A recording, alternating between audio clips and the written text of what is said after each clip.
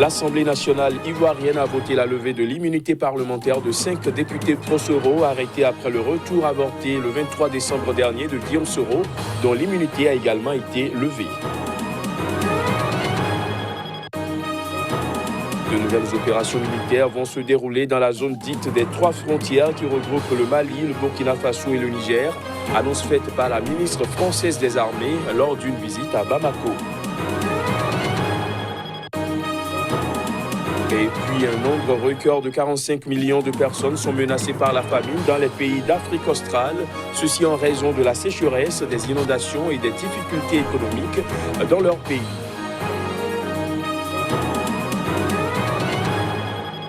Voilà pour les titres. Bonsoir à tous. L'Assemblée nationale ivoirienne a voté la levée de l'immunité parlementaire de 5 députés pro-Soro. Ces députés avaient été arrêtés après le retour avorté le 23 décembre dernier de Guillaume Soro, dont l'immunité a également été levée. Les détails. L'immunité parlementaire de Loukiman Kamara, Kando Soumaoro, Alain Loboyon, Mamadou Soro, Soumaïla Yao ainsi que de Guillaume Soro a été levé après un vote au scrutin secret des membres du bureau de l'Assemblée nationale suite à une requête du groupe RHDP, coalition soutenant le président Alassane Ouattara. Ces députés avaient été arrêtés après le retour avorté le 23 décembre dernier de Guillaume Soro. La justice ivoirienne accuse l'ex-premier ministre et ex-président de l'Assemblée nationale d'avoir préparé une insurrection civile et militaire pour s'emparer du pouvoir. Guillaume Soro avait appris le 23 décembre qu'un mandat d'arrêt avait été lancé à son encontre alors qu'il était dans un vol le ramenant en Côte d'Ivoire après 6 mois d'absence à l'étranger. Pour les proches de Guillaume Soro, il s'agit d'une situation totalement ubuesque. Ils estiment qu'un groupe de parlementaires ne peut demander la levée de l'immunité de députés et encore plus le bureau de l'Assemblée ne peut statuer sur la levée de l'immunité. Longtemps allié d'Alassane Ouattara, qui l'a aidé à accéder au pouvoir pendant la crise électorale de 2010-2011, Guillaume Soro s'est ensuite brouillé avec lui jusqu'à la rupture début 2019.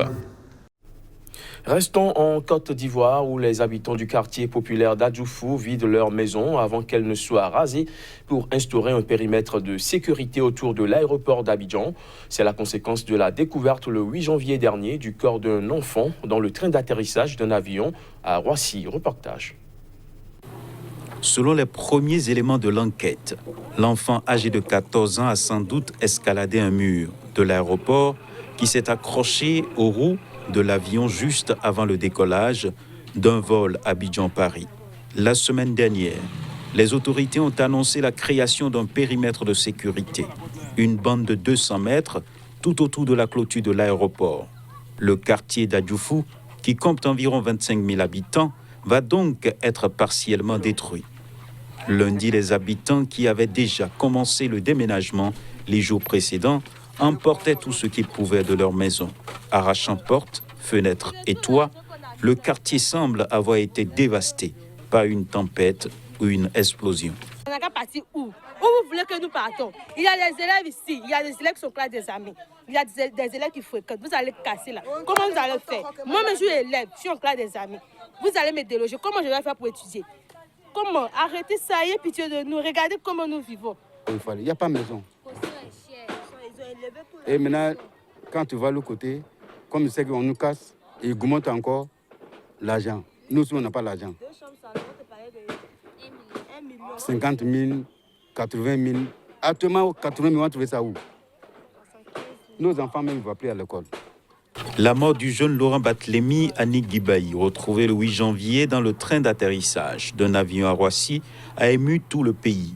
Mais certains se sont aussi inquiétés des mesures de sécurité autour de l'aéroport dans un pays sous la menace djihadiste. La Côte d'Ivoire a été touchée par un attentat en mars 2016 qui a fait 19 morts dans la station balnéaire de Bassam, proche de l'aéroport. La scolarité nous avons payé là, c'est gratuit ou bien? En Centrafrique, le secrétaire adjoint américain aux affaires africaines, Tibor Nagui, a rencontré le président centrafricain Faustin Archange Touadéra. C'était au cours de sa première visite à Bangui, la capitale. Voici les images.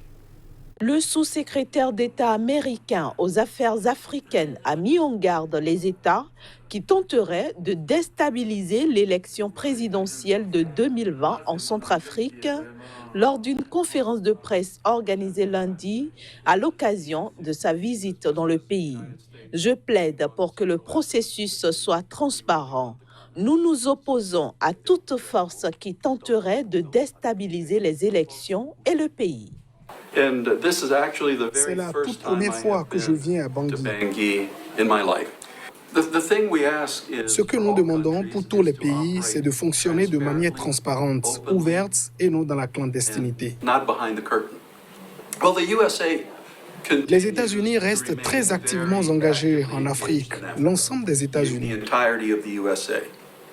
C'est la première fois depuis la visite de l'ambassadrice des États-Unis aux Nations Unies en 2016 qu'un haut responsable américain se rend dans ce pays d'Afrique centrale classé parmi les plus pauvres au monde.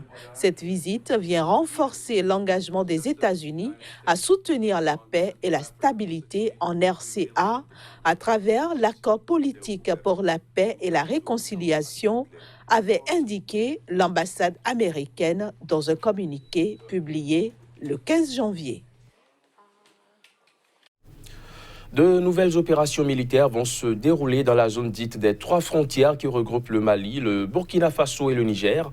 Annonce faite par la ministre française des Armées lors d'une visite à Bamako. Florence Parly est en tournée dans la région après le sommet de Pau entre Emmanuel Macron et les chefs d'État du G5 Sahel. Reportage. Florence Parly était en visite dans la sous-région pour tenter de trouver des solutions aux attaques djihadistes dans le Sahel. De nouvelles opérations vont se développer dans les prochaines semaines dans cette zone très particulière des trois frontières, a-t-elle dit à des journalistes après avoir été reçue avec ses homologues suédois, estoniens et portugais par le président Ibrahim Boubacar Keïta. Elle n'a pas fourni plus de précisions. Avant d'arriver au Mali lundi, elle était au Tchad. Sa visite a coïncidé avec un attentat suicide portant la marque de Boko Haram et qui a tué 9 civils dans la province du lac Tchad. Engagement très fort pris par le président Déby d'engager un bataillon tchadien dans le fuseau centre. Car en effet, cette coalition internationale, c'est un tournant parce qu'elle va concentrer ses efforts sur la région la plus critique en ce moment dans la lutte contre le terrorisme, qui est la région des trois frontières. À Pau, les présidents avaient affirmé leur volonté de faire porter l'effort militaire sur la région des trois frontières. Ils avaient désigné l'État islamique au Grand Sahara comme l'ennemi prioritaire. Le sommet de Pau, censé resserrer les liens face à un sentiment anti-français de plus en plus palpable dans les pays concernés, avait aussi débouché sur l'annonce de la création d'une coalition pour le Sahel, rassemblant le G5 Sahel, la France, les autres pays partenaires déjà engagés et tous les pays qui voudront s'y joindre. Cette coalition comprendrait le groupement de forces spéciales européennes Takuba, auquel Paris s'emploie à rallier plusieurs pays. L'Estonie, qui participe déjà à la mission anti-djihadiste française Barkhane, avec 50 hommes, s'est engagée à en fournir une quarantaine d'autres pour Takuba. Parly a effectué le déplacement sahélien avec ses homologues estoniens, suédois et portugais. La Suède commande actuellement la mission de l'ONU au Mali. Sceptiques ou pleins d'espoir, des Libyens à Tripoli ont exprimé des sentiments partagés, ceci au lendemain d'un accord international trouvé lors de la conférence tenue le week-end dernier à Berlin pour mettre fin au conflit qui ravage le pays. On écoute.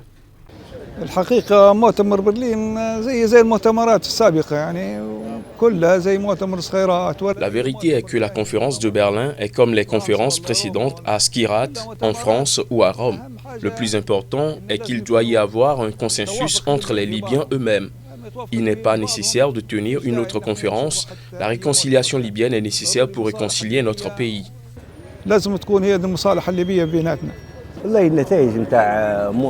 Les résultats de la conférence de Berlin jusqu'à présent, si les deux parties y adhèrent, seront couronnés de succès. Tout d'abord, le cessez-le-feu empêchera l'effusion de sang dans le pays. Les Libyens doivent s'asseoir ensemble et résoudre leurs problèmes. Au bout de 2 ou 3 ans, le pays peut commencer à désigner ses candidats à l'élection présidentielle et les choses peuvent revenir à la normale. La situation actuelle que nous vivons est que notre jeunesse est morte, le nombre de personnes déplacées augmente et les maisons sont détruites. Un nombre record de 45 millions de personnes sont menacées par la famine dans les pays d'Afrique australe, ceci en raison de la sécheresse, des inondations et des difficultés économiques dans leur pays. Une alerte lancée par les Nations Unies, des précisions à travers ces images. D'après une alerte lancée en ce début d'année 2020 par les Nations Unies, 45 millions de personnes sont menacées par la famine dans les pays d'Afrique australe en raison de la sécheresse, des inondations et des difficultés économiques dans leur pays.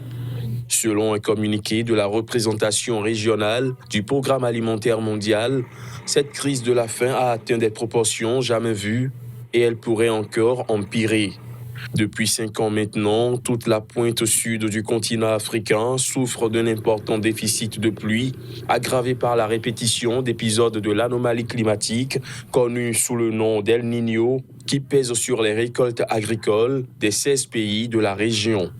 Le réchauffement mondial des températures y provoque également des tempêtes ou cyclones de plus en plus violents. L'an dernier, le cyclone tropical Idai a provoqué des inondations catastrophiques au Mozambique, au Zimbabwe et au Malawi, y faisant plus d'1 millier de morts, plusieurs millions de sinistrés et des dégâts considérables. Cette année, le Programme alimentaire mondial prévoit de venir en aide à 8,3 millions de personnes en situation d'insécurité alimentaire au Zimbabwe, en Zambie, au Mozambique, à Madagascar, en Namibie, au Lesotho, en Eswatini et au Malawi. La semaine dernière, l'agence onusienne a répété son appel pressant à la communauté internationale et aux bailleurs de fonds, affirmant qu'elle ne disposait pour l'heure que de 205 des 489 millions de dollars nécessaires pour financer ces projets d'aide d'urgence. Restons en Afrique australe, plus précisément au Malawi, où quelques 5000 enseignants du secteur public ont observé lundi un mouvement de grève pour exiger le paiement de leur salaire du mois de décembre. Ils sont au total quelques 80 000 enseignants travaillant dans les établissements publics du pays. Ces enseignants se disent victimes d'un nouveau système de paiement des salaires mis en place par le gouvernement et qui exige désormais que des fonctionnaires présentent leur carte d'identité pour être payés afin de débusquer les travailleurs fantômes. Selon le syndicat des enseignants du Malawi, la plupart de ceux qui n'ont pas été payés en décembre avaient pourtant bien présenté leur carte d'identité. Il y a eu des défaillances dans le système résultant dans le rejet des cartes, a affirmé à l'AFP Willy Malemba, président du syndicat. Des enseignants ont manifesté dans plusieurs villes du pays, dont Blantyre, pour exiger le paiement de leur salaire. Ils ont été rejoints par des élèves et d'autres enseignants qui ont été normalement payés. Un responsable du ministère de l'Éducation a affirmé que le règlement des salaires était en train d'être effectué pour ceux qui ne l'ont pas encore perçu. Quelques 80 000 enseignants travaillent dans les établissements publics du Malawi. Par ailleurs, des milliers de personnes défilent dans les rues de Lilongwe depuis quelques semaines pour dénoncer la tentative de corruption des juges de la Cour constitutionnelle qui doit rendre un arrêt très attendu sur les élections de 2019. Fin de ce JT, merci de l'avoir suivi.